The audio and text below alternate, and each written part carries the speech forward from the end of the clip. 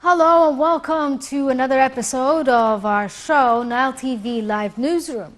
I'm Rehan Morsi and I'll be presenting this show. First, let me introduce you to what the show is all about. The show is composed of a number of different news segments, and we're going to have a look at the world of finance and what's trending in the world of sports. Not only that, but we'll also be taking a closer look at what's the latest news in the tech world and highlighting the most important arts and cultural events. Let's start off with some political news, and the sessions of the 5th Cairo Water Week continued for the third day running on Tuesday. Some 54 official delegations from different countries, in addition to 66 international organizations operating in water security, are taking part in the CWW. The week focuses on means of developing climate action as a global climate change worsened conditions at areas suffering already of water scarcity. The event also seeks innovation in facing water challenges with non-conventional methods. Earlier, in remarks at the CWW opening session, Cairo said that the world is currently facing mounting challenges due to overpopulation and climate change. Cairo added that a roundtable debate will be held on water security and coordinating efforts on water challenges, warning of any unilateral actions regarding water security. Water Week was initiated as a platform to discuss water issues increasingly important to enhancing international peace and sustainable development, with the aim of intensifying international action on water and climate.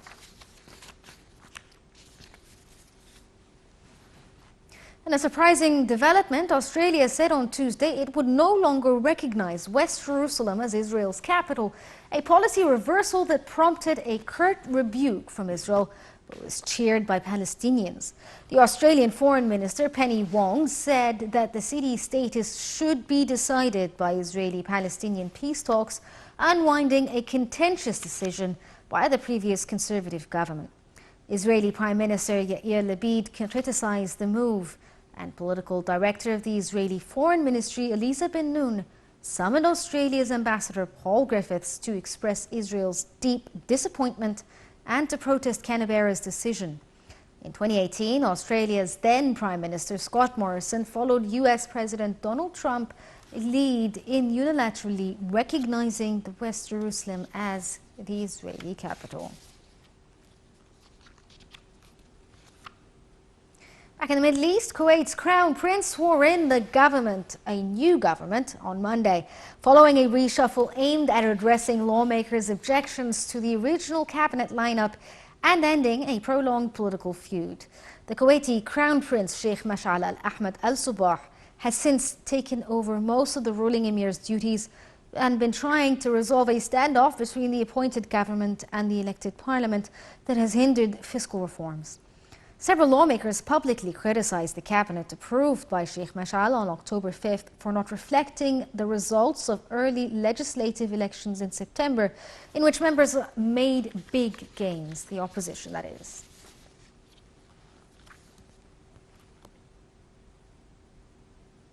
Another hot topic in the news is Russia and Ukraine, where Russia said Tuesday that 4 Ukrainian regions whose annexation it proclaimed last month are under the protection of its nuclear arsenal.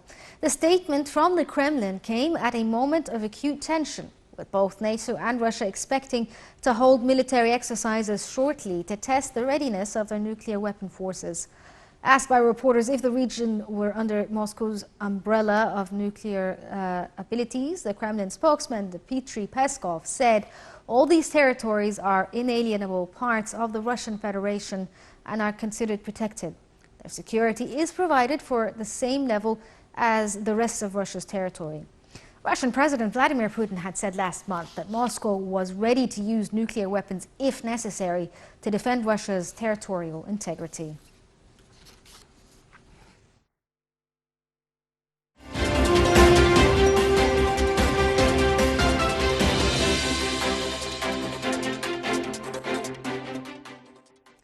Over to financial news. The British Prime Minister Liz Truss fired her Finance Minister Kwasi Kwarteng on Friday and scrapped parts of the economic package in a desperate bid to stay in power and survive the market, as well as the political turmoil gripping the country.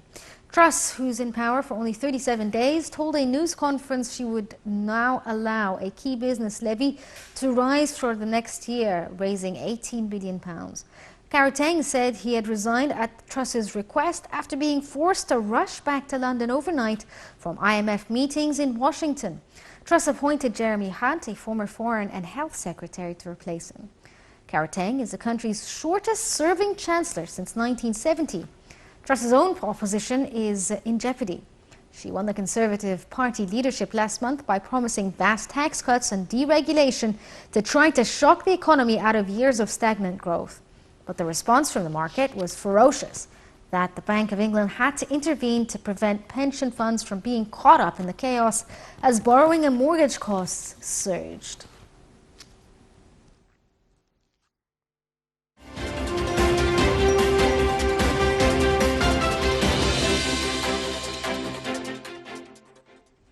Joining us over the phone to tell us more about the financial situation in the UK is Ayoub, Mahmoud Ayoub, a delegate finance minister for the Ministry of Trade and Industry. Good evening to you, sir. Good evening. Good evening to you. In a little over a month, the Prime Minister, the UK Prime Minister Liz Truss, managed to anger many in the public with her drastic financial strategy, and she just recently accepted the resignation of the former Finance Minister. Will this mean a 180-degree reversal in financial policies for the UK now that she has found a new Finance Minister?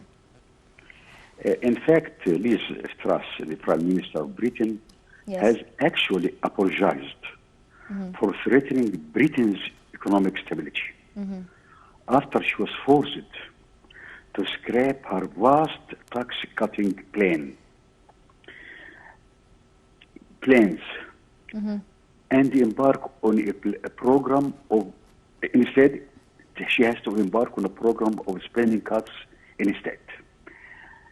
Yes. After weeks of blaming the markets as usual and the global headwinds for the investors dumping the sterling pound and government bonds, which is very important for any economy, Truss also said she was sticking around.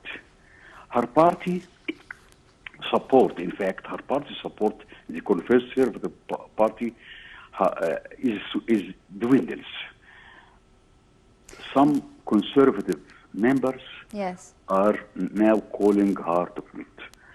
If we look to the overall view of what is happening there, she warned of tough times ahead after she is scrapping her vast tax cuts, which I mentioned, cutting, and she would carry on. She said she would carry on to try to put economy back on a stronger footing, forging calls for her she is defying calls for her resignation. She said she was sorry.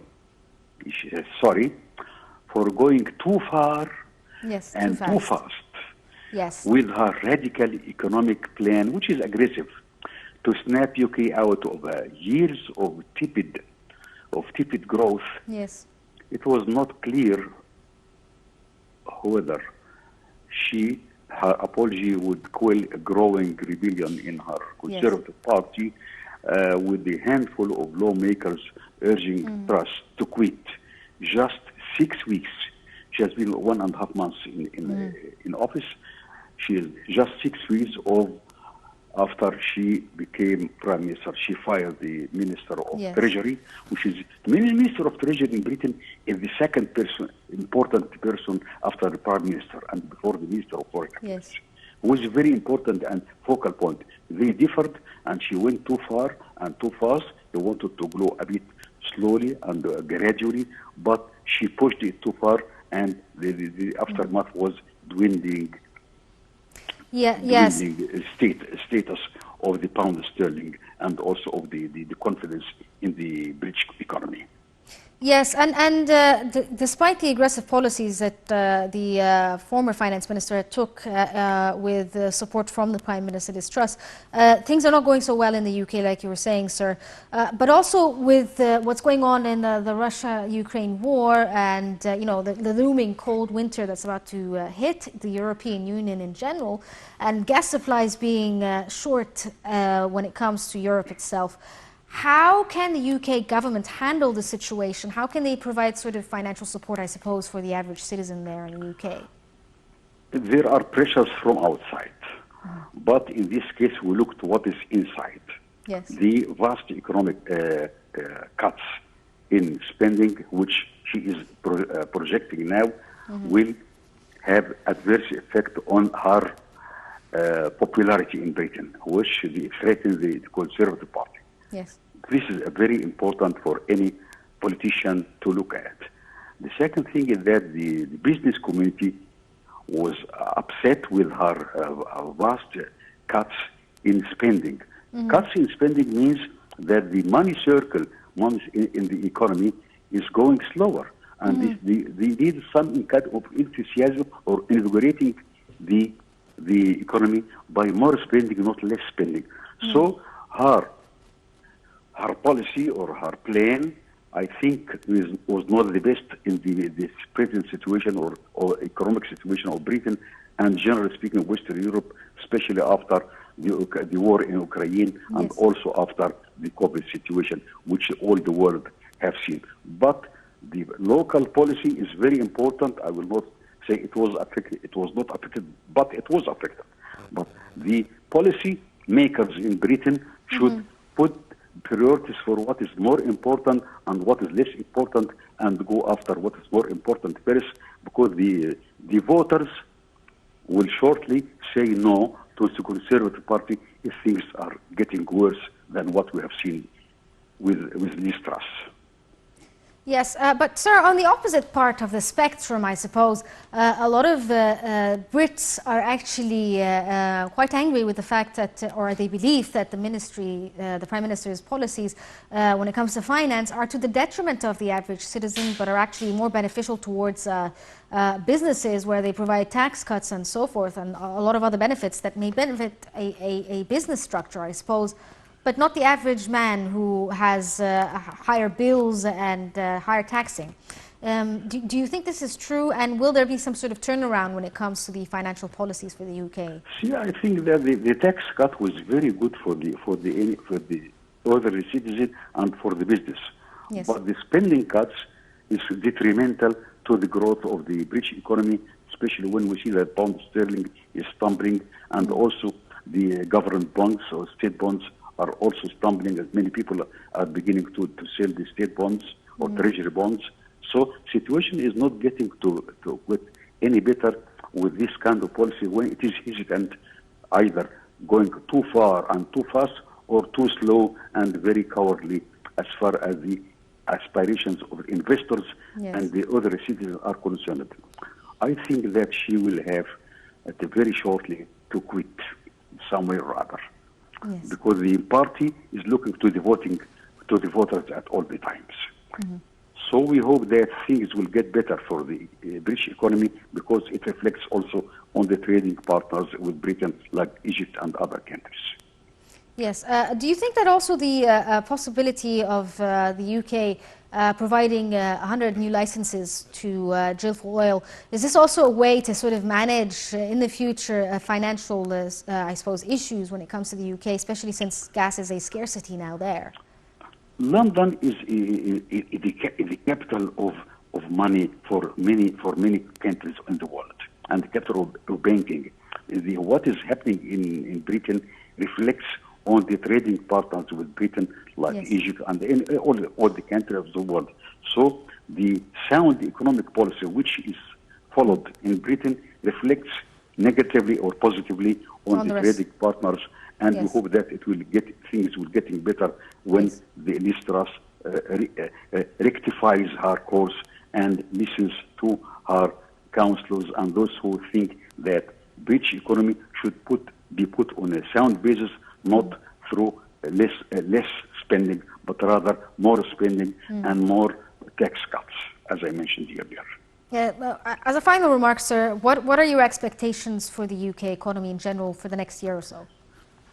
The world economy is stumbling in a way. The growth rates are far lower now.